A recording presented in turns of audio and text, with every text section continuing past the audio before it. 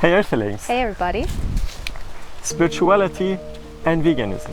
Is there actually a link between them? You may have noticed that veganism has been on the rise around the world. Is this a sign that humanity is actually awakening globally? Yeah, Collectively? exactly. And does actually being vegan make you more spiritual? So this question and more related to this topic we will answer in this video from our personal experience. And at the end, we're gonna share with you what's even more important than a diet. This is the start of something new. This is the start of something magical. This is the start of something new. This is the start of something true. So in this video, we backed so much information, personal experience, and some of it might be triggering for you, but pay attention because those things are the things that can bring change to your life. So try to take it in and feel if this resonates with you or not. You may have noticed that a lot of people on the spiritual path are vegan or they're eating plant-based even if they don't call themselves vegan. Yeah, or even raw plant-based diet. Yeah, which is what we are doing most of the time. Yeah. So why is that? I do recognize from myself that a part of my spiritual awakening path was switching to a plant-based diet. And a big part of that was the willingness to see the pain of others and in which ways I am inflicting pain on others. And you know, that was actually, it was heartbreaking to acknowledge that. I cried so much just from realizing this is what I have been causing and am continuing to cause onto others. Yeah, and for those of you who didn't make the connection yet, it's a fact that eating animal product is contributing to the suffering of the animals. We are actually paying our money for animal factory farm, or even in the best case scenario, even if the animal is coming from a grass-fed fields, it still had to go through a slaughterhouse, which is very painful and traumatic for all animals, and they have to go through a lot of separation, pain and trauma, and all of those things is like happening because our dietary choices. Making the leap to a plant-based diet has a lot to do with the ability to see our own shadow, the ability to acknowledge our darkness, because if we only want to see ourselves as good, we can never look at that. We can never see how our lifestyle choices might be impacting others. And even if you make that leap to veganism from so-called selfish reasons, for example, wanting to improve your own health, I see that still coming from a place of increasing your awareness, because it's an act of self-love. And you know, the spiritual path is all about learning to love ourselves. So whether it's doing it for the others, for loving the other, or loving yourself, it's just two sides of the same coin. So the way I see veganism is act of responsibility, feeling and seeing how my action, my behavior is contributing to the well-being of the world or damaging the world, and taking the action that's in my capacity, what feels self-loving to me, to help the world be a better place. Yeah, aho.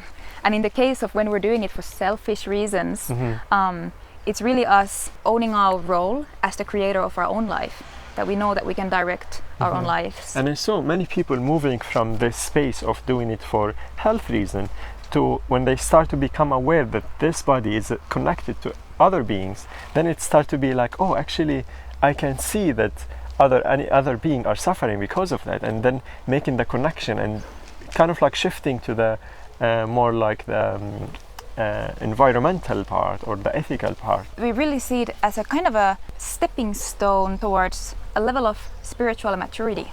And it's also about being willing to feel uncomfortable for the sake of doing what feels right, what is in our integrity. Because it is uncomfortable, you know? Your whole social circle will be like, what is this doing? Like trying to make you doubt yourself. Make jokes, put you down, criticize your choices. And it might be difficult and challenging also, like emotionally and physically, figuring out what to eat, how to replace the old foods. Yeah, old habits with new habits. Yeah. All these things can be challenging, but it kind of like bring you more in integrity of what's actually like alive and like authentic in you.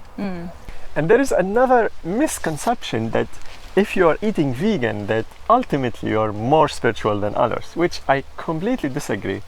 And you might also meet some of those annoying vegans that you hate veganism and you hate vegans just because of their action and because of their behavior, attitudes. So I just want to make it sure that being vegan doesn't necessarily make you more spiritual. Yeah, and this is the case especially when it's coming from a place of ego, where we want to make ourselves the good guy, which automatically makes someone else bad. Yeah. So this doesn't actually create more unity or more oneness. It doesn't. It comes from a place of love. Yeah. It's still coming from a place of separation, projecting evil out into the world onto someone else, forgetting that we used to be in their shoes. Yeah. Yeah, and like it's so painful to see actually people loving animals but hating others, which is like create a lot of kind of like damage for the vegan movement actually, and doesn't help the animals in the long run. And it doesn't really matter if you call yourself vegan or not, or it's not about identifying as vegan. Actually, that's one of the traps, that it becomes an ego identification of, for example, superiority. Yeah, exactly. And here where many people get trapped in this identity and can't move beyond, it happened to me personally, where I was judging people by being vegan or not. And that created a lot of disconnection and disharmony in my relationship. And when I dropped this identification and judgment, I noticed that I can actually create more effect on the world and spread message of love and compassion to animals way more than before. Yeah, because it's really actually not about veganism. That's just a word that could be an ideology even. It's really about compassion and love and taking others as part of ourselves with our actions. Exactly. Taking others as part of ourselves. I love this word, guys. And really, if you can let it in, that would lead to like a global awakening, and you will be part of the new Earthlings. Guys, it's really like, listen to Jesus. Do unto others as you wish done unto you. That's what it means, basically. Also, if you are an aware vegan, it doesn't mean necessarily that the person is that you are aware in all areas of your life. It's possible to be aware about diet and completely ignorant about sexuality and sexual energy, for example. Yeah, or becoming completely health oriented, animal compassionate, and then when it comes to relationship, you suck at it. Yeah, so don't be too quick to judge people based on if they are eating plant-based, how healthy they are eating. It could be an indicator of certain level of awareness, but it's not necessarily the full truth. And that leads us to the next part, which is what the hell is going with spiritual people and even spiritual teachers who actually eat meat and even recommend it for others. What the hell is going on? Yeah, how can someone who is evolved to the level of, you think they should be taking others as part of themselves, how can they consume meat? Yeah, exactly. So personally, I know very few spiritual teachers who eat occasionally meat sometimes. And my personal perspective about it is that some spiritual teacher or gurus are more identify with state of consciousness. They might be more kind of like in the energetic level somewhere in the cloud 9 or something, but they're not connected to the body and to the emotions. And if we actually all go to the body and to our human experience, like we are here to embody, to live this life, to live our sexuality, emotions, physical experience, not to transcend over the cloud. And if those teachers actually would go to their body, they will not make choices that rip animal part of their mother. They could feel it. Yeah, they could feel it in the body. Like literally, when you eat foods that harms others, it harms you because you are one and the same. You can't see it very easily in the physical form, but it makes sense that then energetically it creates disease, it creates discomfort in your physical body. So how I see it is that a lot of spiritual practices cultivate a lot of the male polarity, which is kind of like the conscious aware self that is cultivating focus. And this can be, we all need this to create anything in our lives. It's super important. But when it's disconnected and only we focus on that, it can be completely disconnected from the body and the emotions and the feeling others. Yeah, exactly. Yeah. It's like selective identification, which is quite harmful actually, and against integration, which we see like the world is going to integrate, and those gurus are kind of like more to identify with the specific spiritual practice. Yeah, exactly. And in my perspective, most of the spiritual teachers who are actually helping the world, like look at Osho, look at Teal Swan, look at and then the Morty, for example.